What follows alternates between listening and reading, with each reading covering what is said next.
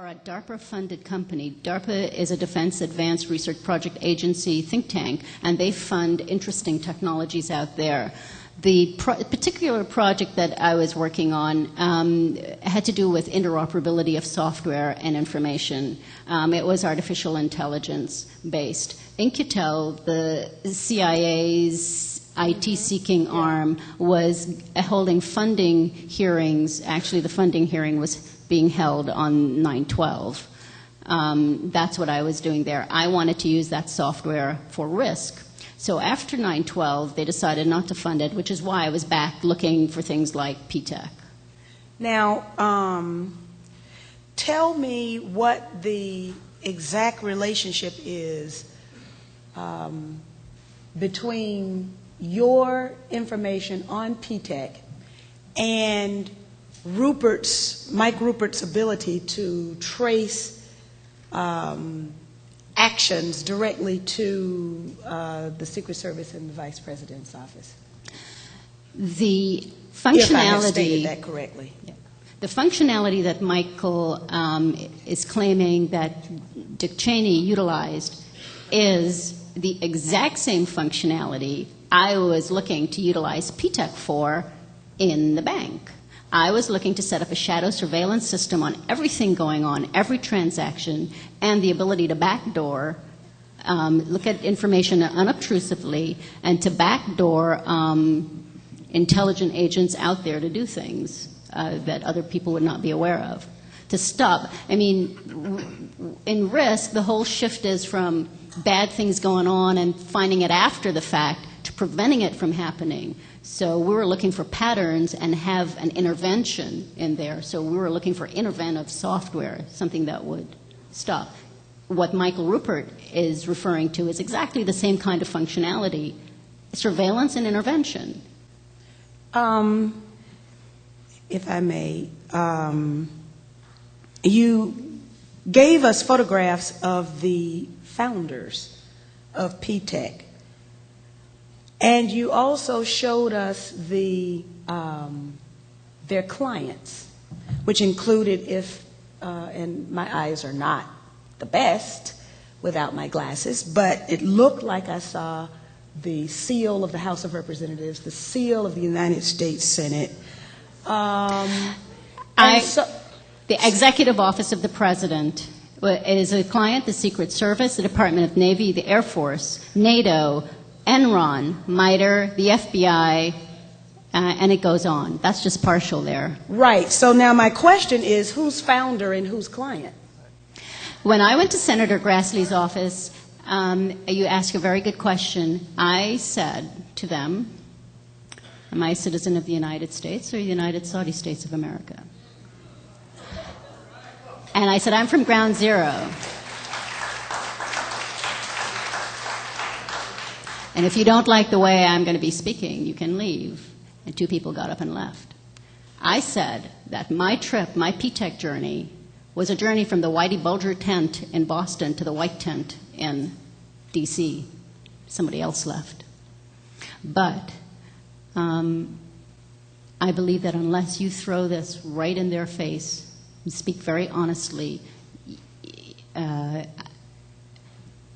they will not get it that you know what's going on.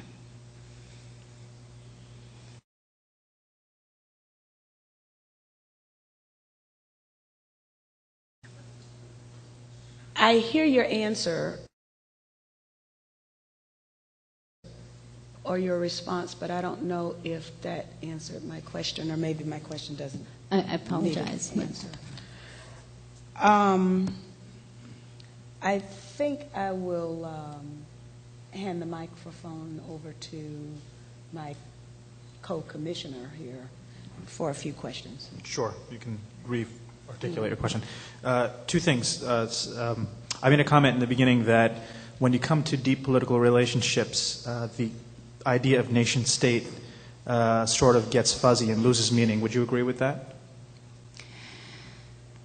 Now I understand Cynthia's question. Who's really behind PTEC is the question. Correct.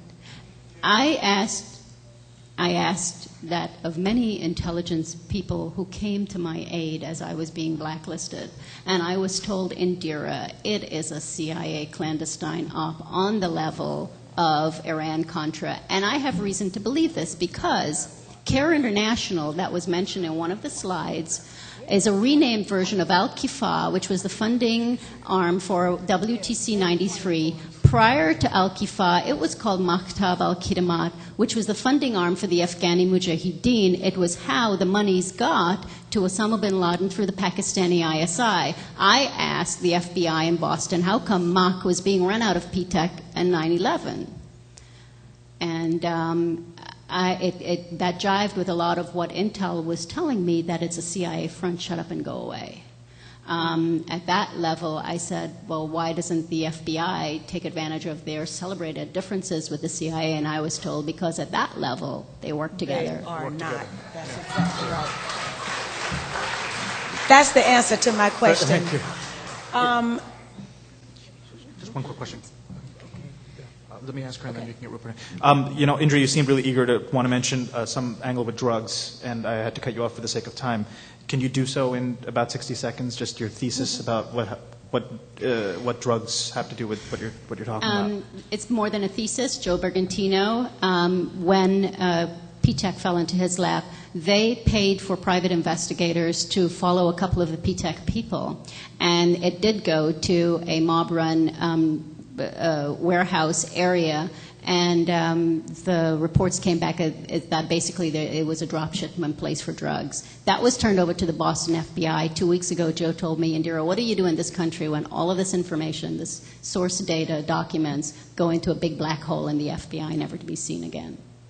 Thank you. I've got a really scary question to ask about when I go back to Congress, but I want to bring it's really scary, but I want to bring Mike Rupert in, who wants to add a few points to what you've said. Thanks.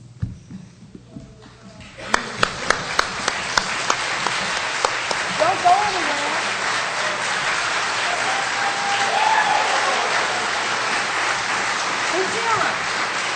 Don't go away. What's happening for you? Don't let her go away. Very quickly to add to this, in Crossing the Rubicon, I have one whole chapter on PROMIS, but PROMIS, which stands for Prosecutors Management Information System, PROMIS, which was its original name in the early 1980s, appears in about, I have 32 chapters in the book, and PROMIS appears in probably 11 of them. Now, what Cynthia was asking and what you were talking about, and to illustrate the case, there's another company that you and I are extremely familiar with called DynCorp. Oh, gosh, yes. Which has been very closely connected. I wrote a major expose on PROMIS in October of 2000 after the National Security Staff of the Royal Canadian Mounted Police came to ask me questions about how their PROMIS software got compromised. The story's on the From the Wilderness website. But DynCorp, aside from being everywhere and doing everything possibly dirty, DynCorp also operates the telephone systems for the United States House of Representatives and the United States Senate. The billing records are maintained by an Israeli company called Amdocs, which monitors every phone call called, every phone call placed, every bill, every time, the duration of every call, who made the call, et cetera, et cetera, et cetera. We know that DynCorp has PROMIS. And this is where I truly wish our dear friend and colleague Catherine Austin Fitts were here today, because I would speak this on her behalf, because she was my teacher on this. What we see is that all these government agencies, as a result of PROMIS and PROMIS progeny, PROMIS enhanced versions with artificial intelligence being in the hand of private corporations, has turned the entirety of the United States government into a franchise feeding trough for the benefit of private corporations. The government belongs to private corporations. When you consider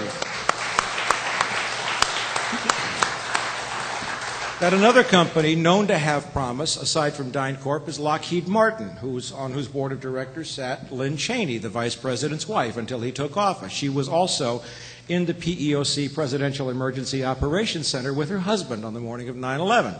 How did she get in? She didn't hold a government office. But if you consider the two companies, Lockheed Martin and DynCorp, control all the financial auditing of the Department of Defense, the Departments of Housing and Urban Development, about 10 other departments in the U.S. government, and the fact that the Pentagon has lost, quote unquote, $3.3 trillion of your money through the accounting system that they refuse to account for. The money just disappeared. That also is promised software in action.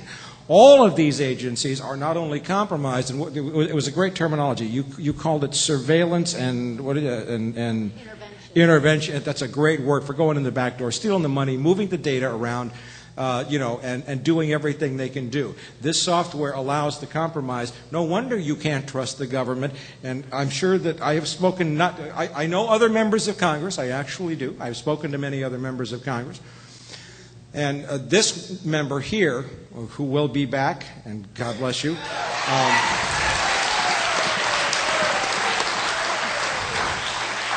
is not the only one to have told me, we don't know how secure our data is. We don't know who's listening to our phone calls. I can't trust anything. I can't talk in my office.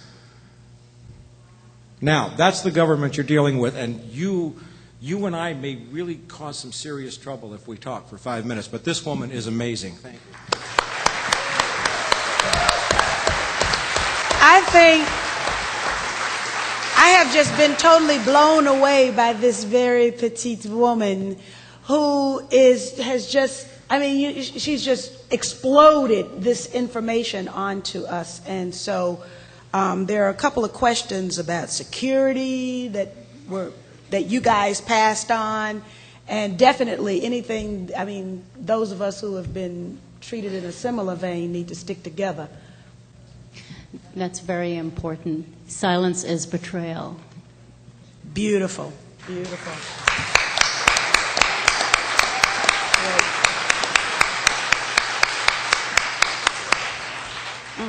It's frightening.